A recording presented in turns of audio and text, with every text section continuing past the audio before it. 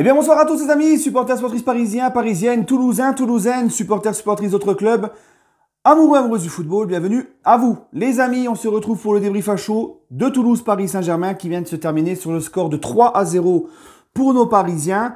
Juste avant les amis, juste avant d'attaquer le débrief, je tenais vraiment du fond du cœur, vraiment, à vous remercier. J'ai atteint la barre des 40 000 abonnés sur ma chaîne. Vraiment un grand merci. Quand j'ai commencé, j'aurais jamais cru en fait à atteindre ce niveau-là. C'est pas beaucoup comparé à certains youtubeurs et tout, mais pour moi c'est énorme et je vous en remercie vraiment du fond du cœur. Voilà. Et j'ai aussi une grosse pensée parce que j'ai pas mal de personnes qui me suivent à l'étranger, beaucoup sur le continent africain. Encore une fois, une grosse pensée à tous ceux qui me suivent depuis l'Afrique. Voilà les amis. Bon bref les amis, le débrief. Victoire 3-0 du Paris Saint-Germain. La composition d'équipe, Galtier qui reste toujours sur son 3-4-1-2. Les seuls changements, Danilo à la place de Kimpembe qui était blessé et Mukiele qui remplace donc Hakimi. On s'attendait à un petit peu plus de changements, puis finalement non, Galtier a laissé dans la continuité. Je pense que c'est une bonne chose. C'est une bonne chose parce qu'on restait sur une mauvaise performance ce week-end face à Monaco au Parc. Et il fallait vite rebondir, il fallait vite se remettre dans le bain. Et les joueurs qui étaient présents ce soir-là avaient besoin aussi d'enchaîner et de se rassurer. Donc je pense que c'est intelligent de la part de Galtier d'avoir pas trop changé dans ce match. Voilà, on a eu la chance de rebondir vite, d'avoir un match 3 jours après. Et on a gagné, on a été bon. Donc deuxième point de la rencontre, les amis, c'est déjà un gros coup de chapeau à Toulouse. Parce que Toulouse, c'est un promu. Et Toulouse, vraiment, a été sans complexe face au Paris Saint-Germain, a proposé de très belles choses dans le jeu, a très bien défendu, notamment la première demi-heure où on a eu du mal jusqu'à l'ouverture du score. Mais vraiment, Toulouse a montré beaucoup de cœur, beaucoup d'envie, tactiquement bien en place. Et puis là, surtout à la fin du match, on va dire les 25 premières minutes et à la fin du match, Toulouse s'est créé des occasions, nous a un petit peu bousculé. Ils ont joué sans complexe face au PSG, ils ont produit du jeu. Franchement, gros coup de chapeau à eux, vraiment. Ensuite, les gars, mon autre point de cette rencontre, c'est un PSG que j'ai trouvé quand même très intéressant, encore une fois. On a vu du jeu, on a vu des bonnes choses. Le retour de Vitinha nous a fait bien évidemment du bien au milieu de terrain à côté de Marco. J'ai vu un PSG faire des bonnes combinaisons dans les petits espaces, du jeu en une touche.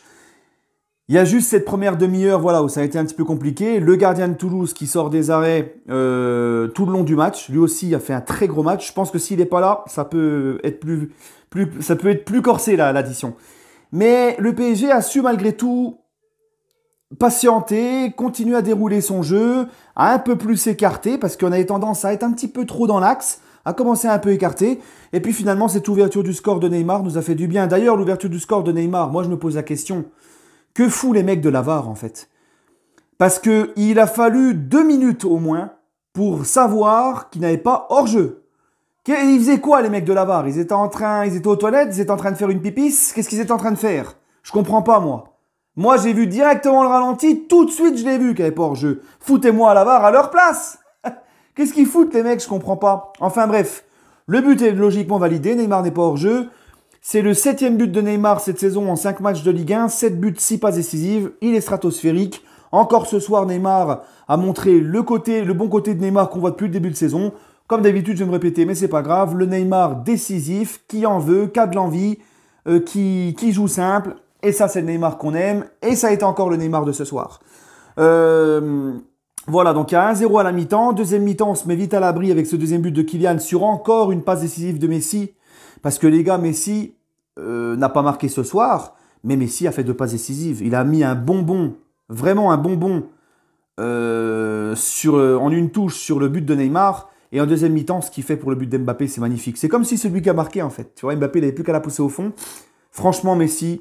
Lui aussi, hein, depuis le début de la saison, on a quand même un meilleur Messi. Faut dire la vérité.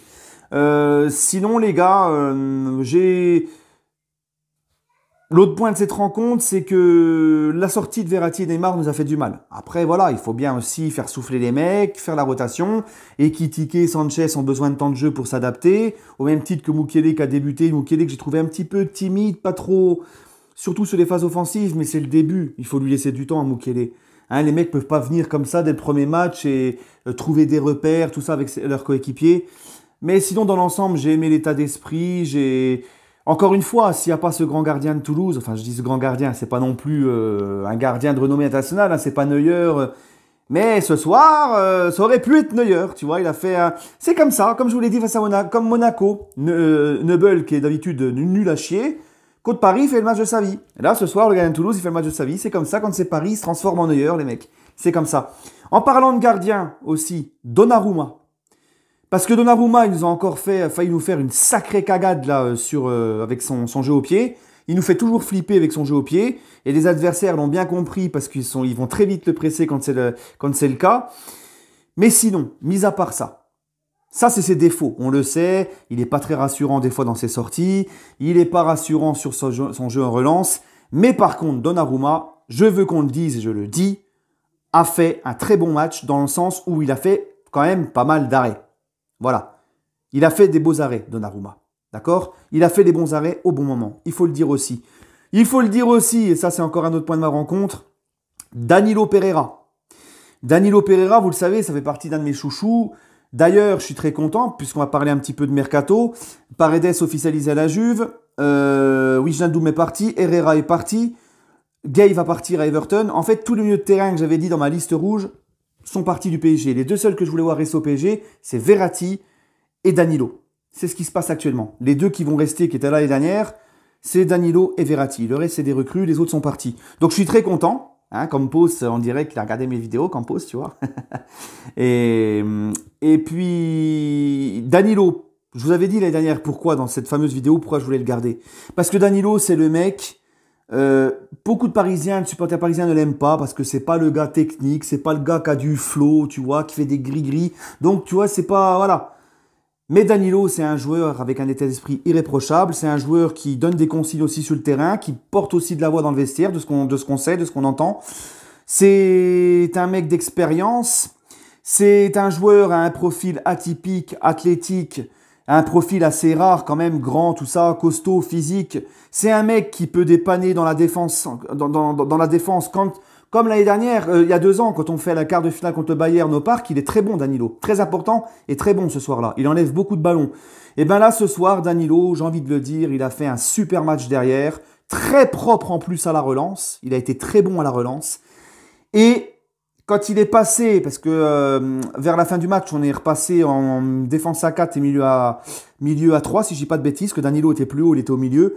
Aux côtés de Vitinha et Sanchez, et ben même là, dans ce rôle-là, il a été important, il nous a fait du bien au milieu de terrain.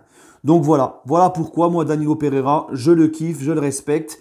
Il fait actuellement des très bons matchs, d'accord, mais les gens ont décidé d'en faire une tête de Turc parce que c'est pas un créateur, parce que c'est pas un joueur technique et parce que il n'a pas de swag. Voilà, il n'a pas de flow comme on dit. Hein.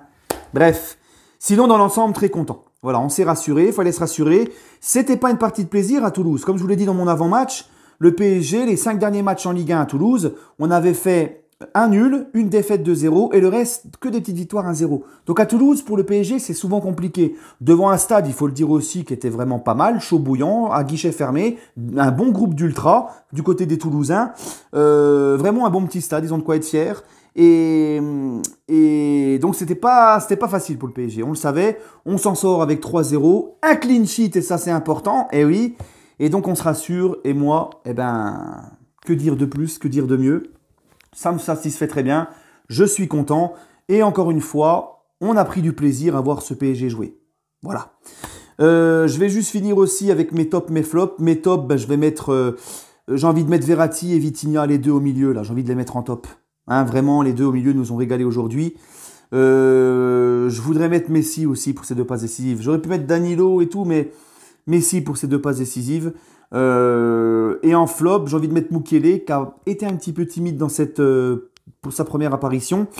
J'ai envie de mettre aussi en flop, malgré son but, Kylian. Kylian, que je trouve un petit peu comme face à Monaco. J'avais pas eu le temps d'en parler, mais tu vois, beaucoup de déchets, un petit peu de trop brouillon, moins tranchant, moins, tu vois, je sais pas ce qu'il a le Kiki. Mais bon, au moins il a marqué ce soir. Et un petit trop de points aussi que j'ai oublié, les amis, avant, c'est quand même la rentrée des Kitike. On était content de le voir. Bon, il est rentré, il n'est pas rentré dans la bonne période, il est rentré au moment où justement, quand Neymar Verratti sort, lui il rentre, c'est au moment où on est un petit peu, on est moins bien. Mais il a montré des bonnes petites choses quand même. Il a quand même fait 2-3 petits trucs. Voilà, faut lui laisser lui aussi du temps. Et en plus, il est jeune. Allez les amis, je vous laisse, je vous embête pas plus longtemps. Prenez soin de vous, dites-moi en commentaire qu'est-ce que vous avez pensé de ce match. On va bien dormir, une petite victoire, ça fait du bien. Et on se retrouvera vendredi pour On se retrouvera vendredi, pardon, pour l'avant-match de Nantes-Paris Saint-Germain. Allez, prenez soin de vous les amis et allez Paris.